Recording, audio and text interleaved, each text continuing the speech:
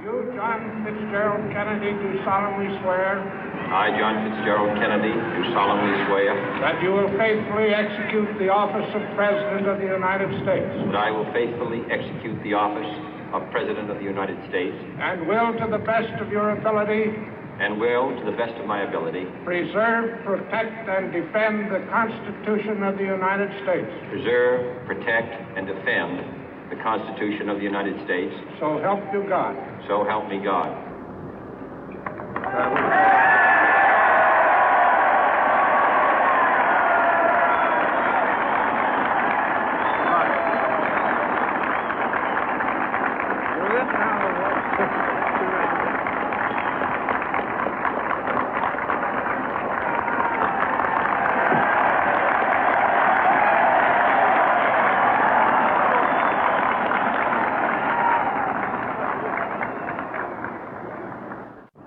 Vice President Johnson, Mr. Speaker, Mr. Chief Justice, President Eisenhower, Vice President Nixon, President Truman, Reverend clergy, fellow citizens. We observe today not a victory of party, but a celebration of freedom, symbolizing an end as well as a beginning, signifying renewal as well as change. For I have sworn before you and Almighty God the same solemn oath our forebears prescribed nearly a century and 3/4 ago.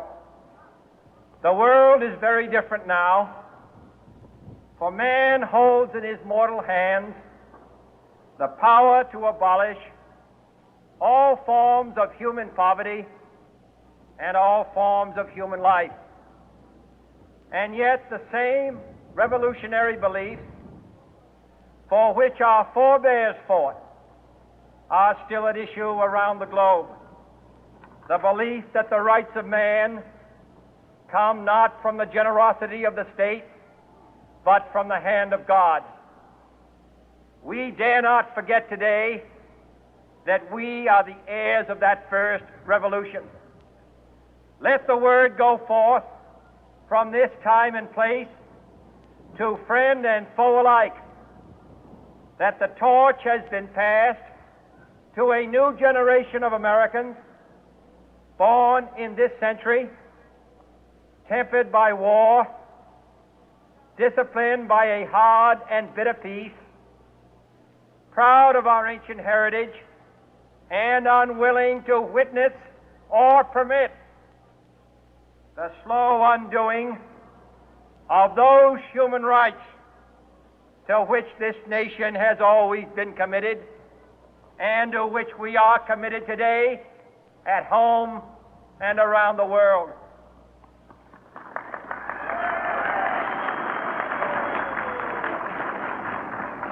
Let every nation know, whether it wishes us well or ill, that we shall pay any price, bear any burden, meet any hardship, support any friend, oppose any foe to assure the survival and the success of liberty.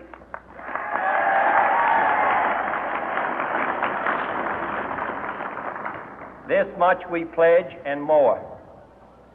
To those old allies whose cultural and spiritual origins we share, we pledge the loyalty of faithful friends. United, there is little we cannot do in a host of cooperative ventures. Divided, there is little we can do, for we dare not meet a powerful challenge at odds and split asunder. To those new states whom we welcome to the ranks of the free, we pledge our word that one form of colonial control shall not have passed away, merely to be replaced by a far more iron tyranny. We shall not always expect to find them supporting our view, but we shall always hope to find them strongly supporting their own freedom, and to remember that in the past, those who foolishly sought power by riding the back of the tiger ended up inside.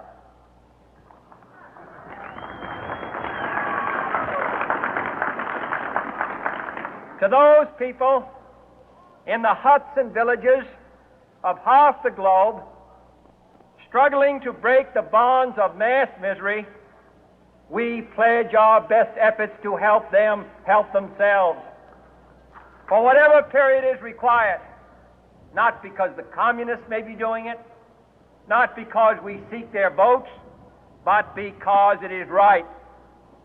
If a free society cannot help the many who are poor, it cannot save the few who are rich.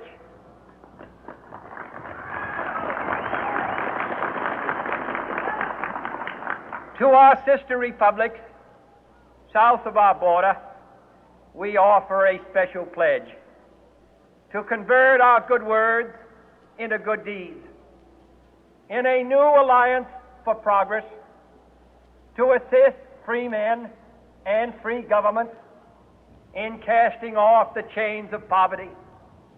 But this peaceful revolution of hope cannot become the prey of hostile powers. Let all our neighbors know that we shall join with them to oppose aggression or subversion anywhere in the Americas. And let every other power know that this hemisphere intends to remain the master of its own house.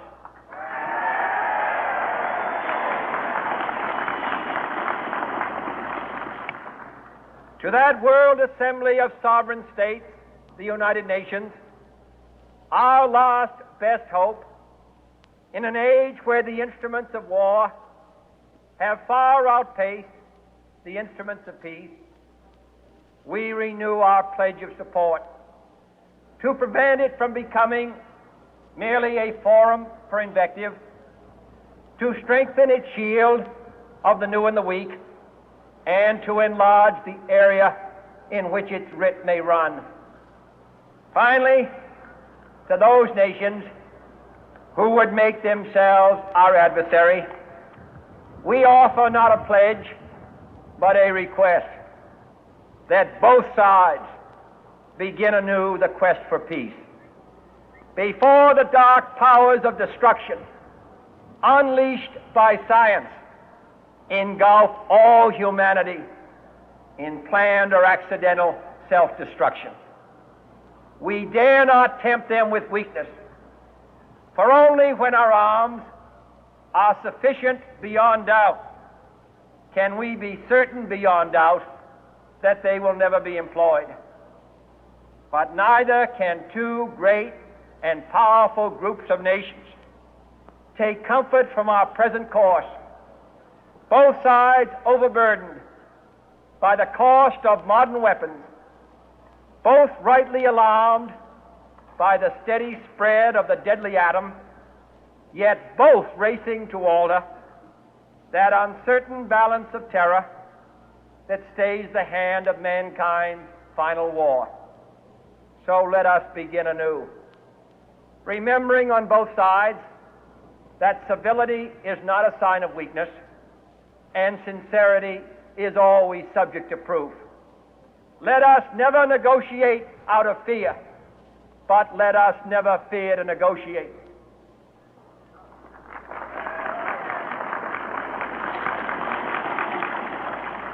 Let both sides explore what problems unite us, instead of belaboring those problems which divide us.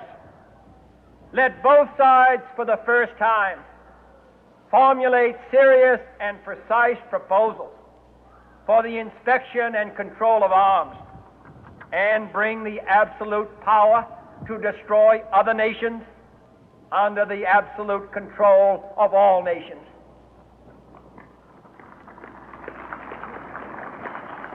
Let both sides seek to invoke the wonders of science instead of its terrors. Together, let us explore the stars, conquer the deserts, eradicate disease, tap the ocean depth, and encourage the arts and commerce. Let both sides unite to heed in all corners of the earth the command of Isaiah to undo the heavy burden and let the oppressed go free. And if a beachhead of cooperation may push back the jungle of suspicion, let both sides join in creating a new endeavor, not a new balance of power, but a new world of law, where the strong are just and the weak secure and the peace preserved.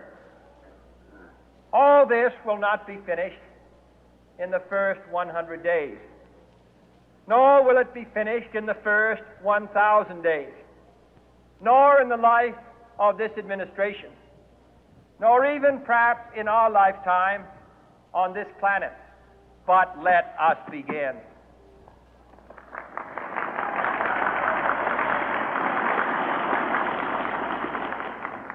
In your hands, my fellow citizens, more than mine, will rest the final success or failure of our course. Since this country was founded, each generation of Americans has been summoned to give testimony to its national loyalty.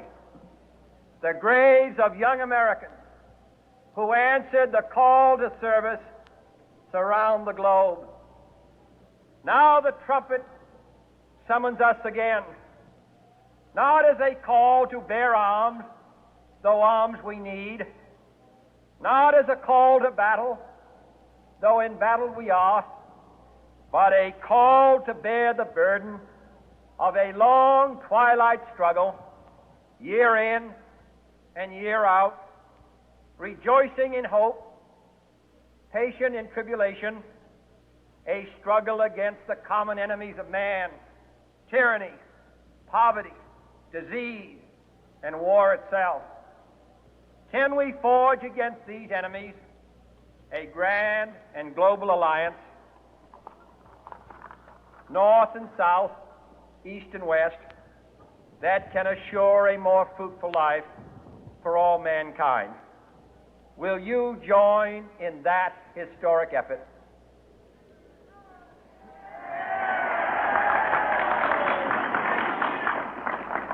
In the long history of the world, only a few generations have been granted the role of defending freedom in its hour of maximum danger. I do not shrink from this responsibility. I welcome it.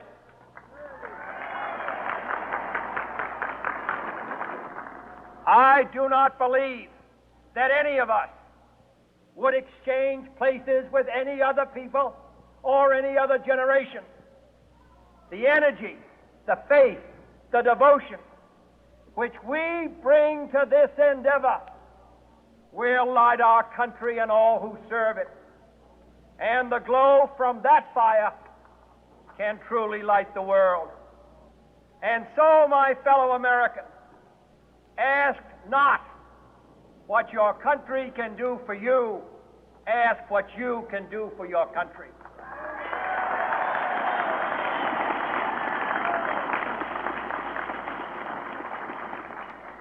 My fellow citizens of the world, ask not what America will do for you, but what together we can do for the freedom of man.